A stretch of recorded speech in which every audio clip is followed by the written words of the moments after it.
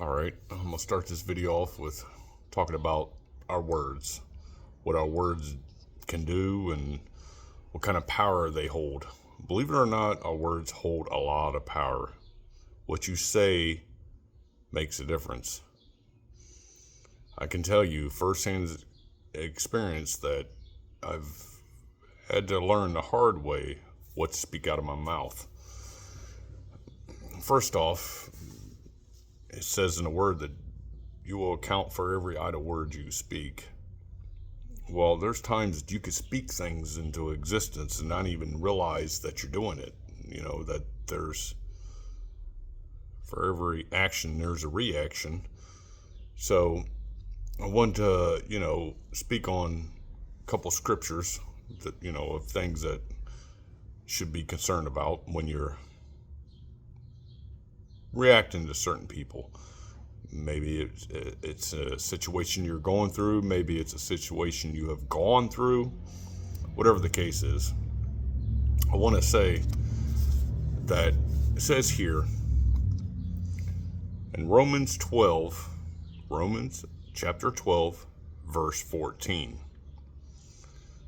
bless them which persecute you. Bless and curse not. Well, he wants you to bless them, okay? Whether it's through words, whether it's through action, whatever the case is. Every situation is going to be different. But he says, and curse not. Well, you can curse someone. And not in the modern terminology as curse is like most people think. That means, like in today's modern times, curse means saying profanity, words, just speaking things that are corrupt communication. So that's not what this is referring to. Now, I will give you an example from the word of what cursing means. And this is why, like, say you have someone who's done something to you and you're bothered by it, hurt by it. So you might want to react accordingly to the flesh, or fleshly ways could get in the way of spiritual if we allow it. And it's easy to do if you're not listening. Well, here's an example. And this is, to me, a very moving scripture. It's only going to be 2 verses. All right, this is 2 Kings chapter 2, verse 23 and 24. Now, this is referring to, now, there was Elijah and Elijah, okay? Now, this is referring to Elijah. So, here we go. And he went up from thence unto Bethel, and as he was going up by the way, there came forth little children out of the city, and mocked him, and said unto him, Go up, thou bald head, go up, thou bald head. Now, these kids was following him. Elijah was following him and mocking him because of his bald head. So, I could see where somebody could get offended by that,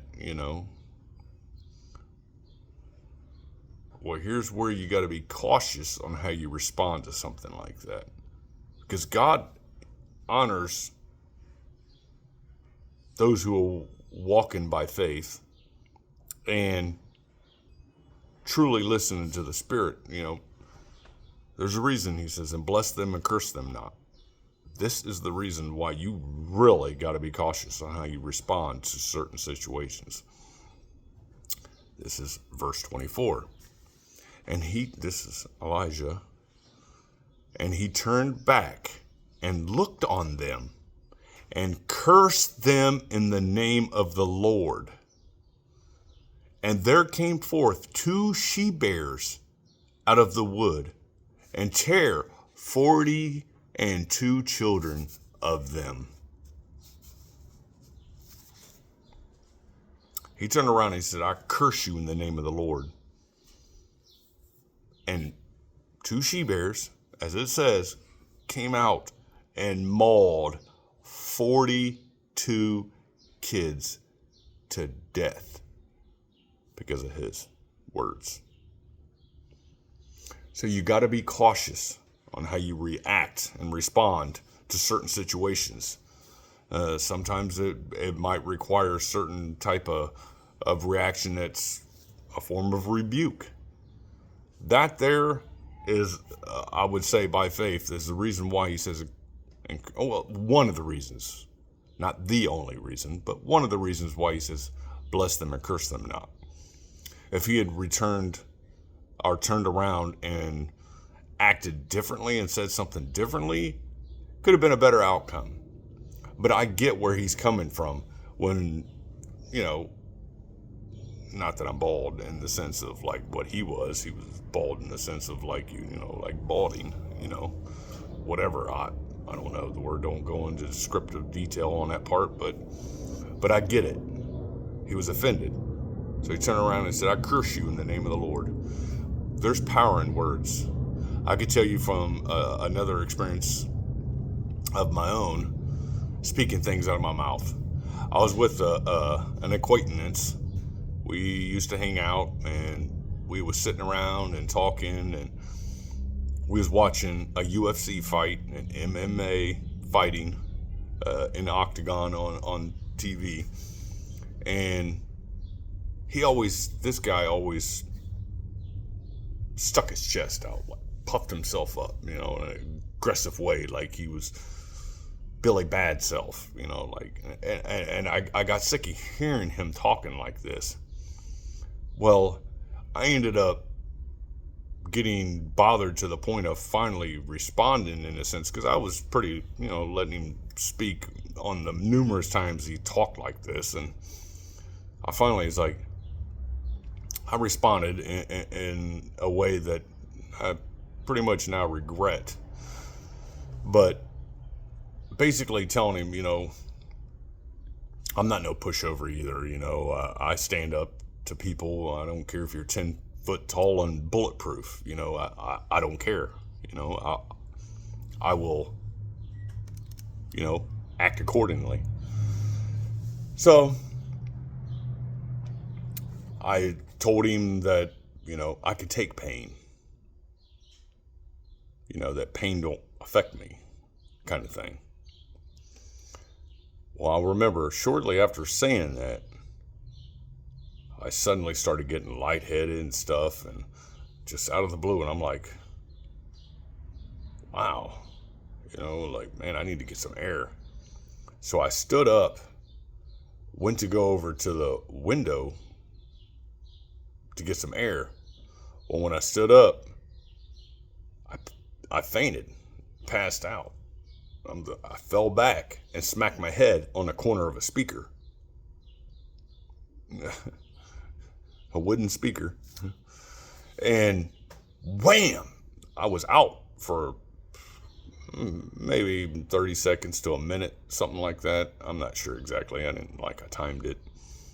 But I come to, and I'm like, wow, what happened? He's like, you passed out, dude. And I'm like, wow, okay. I was like, I need some air. So I went over to the window and I got some air, and I'm sitting there and I'm like feeling my head, and it's like really sore. And I'm like, ooh, kind of felt like dented. I'm like, ooh, like it kind of hurts. And so I went over and sat down, and he come over to me, he sat down, and I was like, hey, I'm like, can you look at this and tell me if it's bad? And he come over and he walked over to me, and he looked at my head, and he's like, he got his flashlight out because it was a little dim. Got his flashlight out, looked at my head, and he was like, you need to go to the hospital. He said, I don't even like hospitals. I don't care for hospitals. He said, dude, you need to go to the hospital.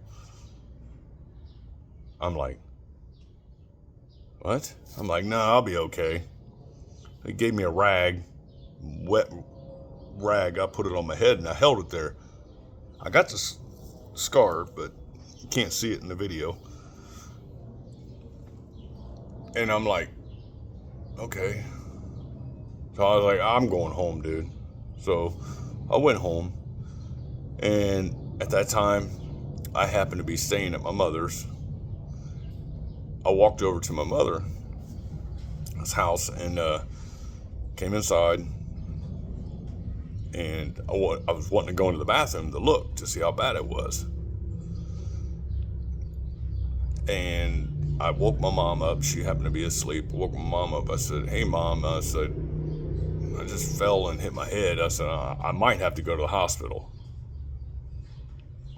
I walked over to the mirror and I got another mirror and I went like, tipped my head back and I looked in the mirror and I'm like, Mom, I need to go to the hospital.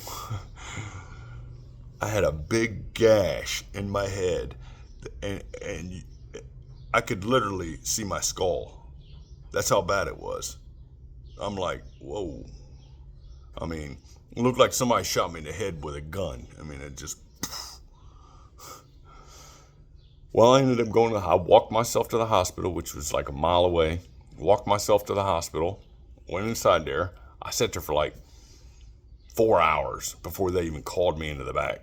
Crazy, hole in your head. It's not an emergency. And I sat there and eventually they called me to the back. I'm in the back. And the doctor that came in there to check me out and decide how they're going to proceed saw that. He was like, wow, that's pretty bad. Why ain't you come in here sooner? I turned around as she's starting to mess with my head. I turned around and I looked at her. I said, it wasn't my fault. I said, I've been sitting out there in the waiting room all this time. She's like, oh, okay. So anyways, she went and started, she took a needle to numb it up. She took that needle and she started sticking it in my head right where she was getting ready to do the work. Man, let me tell you, I have to say, that is one of the worst pains. Let's say at that time, it was the worst pain I ever experienced in my life. I went through some serious pain. Oh, I've had broken legs. I've been in car wrecks. I've been beat up. I've been, you name it. It's pretty much happened. Other than being shot. But that felt like it was a gunshot to the head. And she ended up, man, I can remember even when she stuck the needle in, it felt like it went in and hit my skull and was just sliding across it. Oh, I clenched my fists up so tight. She's like, are you okay? I'm like, yeah. It was bad. After that, it came into the understanding of what I had just sat there and said to that acquaintance of mine, because I got so upset of what he was saying that I said I could take pain. Can you now? Well, let's see how much you can take. I don't know how that situation came about, if it was God's revelation to me, if it was the enemy having the permission to come at me like that. But I can tell you, there's power in your words. Better watch it, because sometimes you're going to have to walk in something you speak. And I'm saying that as an understanding that you have to really be cautious in what you say and what you do. There is consequences and repercussions for everything we say and do.